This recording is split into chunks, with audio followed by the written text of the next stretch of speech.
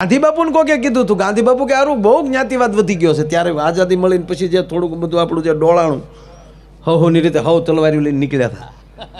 ગાંધી બાપુ કે આની એકતા કરવી તો શું કરવું પડે? ત્યારે એક જણે કીધું હતું કે આને બધાને વાણમાં ભરાય, કપ્તાનને ઉતારી લેવાય. અને હકીકત એક અખતરો કર્યો હતો. વાણ ભર્યું ને પછી એમાં હોલ પાડ્યો, મળ્યું પાણી આવવા. જ્ઞાતિવાદ બધો ભૂલાઈ ગયો ને મળ્યા પાણી ઉલેસવા એકથી. ભૂલાઈ ગયું હું કોણ છું એમ.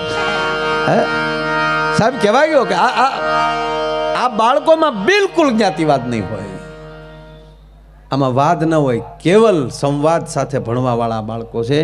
એને તમે ભણાવી રહ્યો છો એટલે તમને ધન્યવાદ આપું છું મારા બાપ, કે તમે જે આ કાર્ય કરી રહ્યા છો. કારણ કે મારે સ્કૂલ છે, મને ખબર છે કેટલા લેવલનો છોકરો કેમ ભણતો હોય.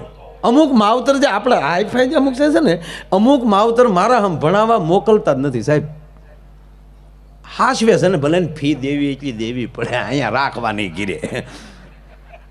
હા હા હા, અમુક છોકરા તો ગજબ છે.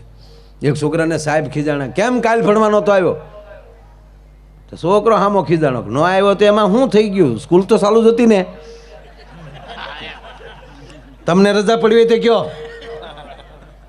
તમારી હાજરી પુરાઈ ગઈ, બસ અમે ન આવીએ તો ફેર શું પડે? અરે કે નહીં આવવું જોવે, કાલ કેટલો અભ્યાસક્રમ વયો ગયો. ત્યાં છોકરો બોલ્યો કાલ કાલ જે આવ્યા છે ને હું તમે કલેક્ટર બનાવી દીધા. કે એવું કહે ને તો આગળનો પીડીએ રકારો ને પીંજણીમાં શું કર્યો? સાહેબ ઢીલા પડી ગયા. બોલો તમે એમ ન માનતા કે બાળકો એમ હોય. એક છોકરાને મારા સાહેબે પૂછ્યું એને કે બેટા તારું ગણિત બહુ સરસ છે. જો કે મારા સ્કૂલમાં લગભગ ગણિત સારું છે બધા, અને જેના ગણિત સારા હોય ને એ ગમે ત્યાં હાલે. કારણ કે એને ગણતરીનો તો ખબર છે, ક્યાં જવું ક્યાં ન જવું, કેટલું જવું કેટલી ઘડી રહેવું. મિલનભાઈ બહુ એક બે સારી વાત કરી પીવાવાળી. કારણ કે એ લક્ષ્મીનો હગો ભાઈ છે. તો અમુક પાસે લક્ષ્મી આવે ને તો અમુક પેકેજમાં મફત આવે.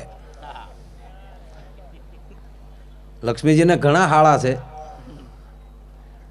કારણ કે સાગરના સોરુસ એનો બાપ દરિયો છે. જીતભાઈ હાસું કહું, મોટા માણસનો દીકરો કૌશિકભાઈ ગમે એવો હોય ને તો આપણે ભાઈ ભાઈ આવ્યા કહેવું પડે. નગર ભલે તો અહીંયા ભાઈ અહીંયા એનો બાપ મોટો છે.